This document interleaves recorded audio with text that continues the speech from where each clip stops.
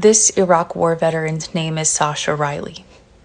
SASCHA REILY was human trafficked into the Trump Epstein trafficking ring as a little boy.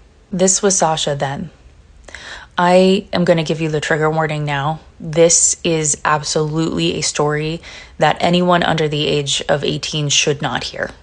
It is going to talk about child SA. It's going to talk about schmurder. It's going to talk about trafficking, all kinds of things. And this is just truly a summary of his story. This is the summary that Lisa provides prior to the audio files. And I'm going to give reading it a shot. Let's see if I can get through it. These are Lisa's words. I met SASCHA REILY, a decorated Iraq War veteran, during the course of my work. I realized he needed help. I offered to help, and I helped. I first spoke with him by phone and recorded his initial victim testimony during July 19th to 24th of 2025. His testimony is a window into the systemic torture, rape, and schmurder of impoverished children under the ages of 13 for profit and sport within the Trump, Epstein, and associated criminal enterprises. SASCHA was adopted during 1977 for the purposes of trafficking by William Kyle Reilly. SASCHA was trafficked by William within the Trump and Epstein ring from about 9 to 13 years old. Prior to trafficking within the Trump-Epstein ring, SASCHA was trafficked to relatives from about the age of 6 years old. William worked as a pilot and trafficker for Trump and conspirators within the Trump and Epstein and associated criminal enterprises. William hunted victims, trafficked victims, transported clients and victims on airplanes and helicopters, and silenced victims, including by schmurder. And William and his father, Paul, worked within the Dixie Mafia. SASCHA is one of the only trafficking survivors from during those years. The PDF file perpetrators that SASCHA is willing to testify against include Donald John Trump, Andy Biggs, Jim Jordan, Lindsey Graham, and Clarence Thomas. Please see audio recordings A through F and Part 2 section called A Bullet of Case Background for more detail. Again, that's available on Substack. I told SASCHA I would publish audio from our conversations unedited and unredacted, and so I am.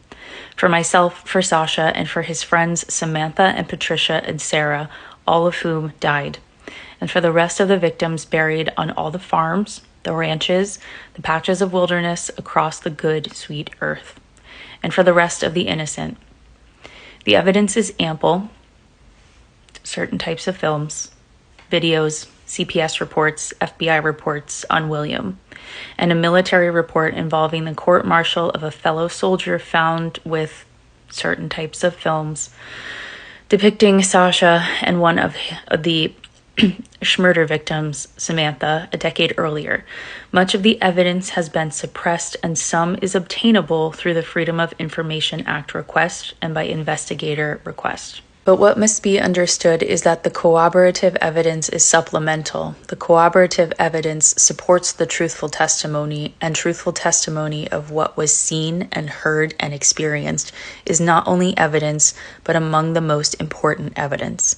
The truth cannot be hidden by falsehoods, whether the falsehoods are told inadvertently or intentionally, by the well-intended misled, or by the bleeding false prophets, bleeding falsehoods and insidious insinuations of truth, such as insinuations about victim credibility.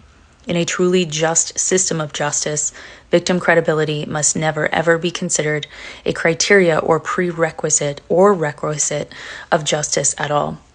A system where the credibility of the victim is considered a criteria or requisite or prerequisite for pursuing justice is a fallacy. A system where the victim's credibility is demonized instead of the perpetrator's guilt rightly determined and punished in respect to and in honor of the victim is demonic.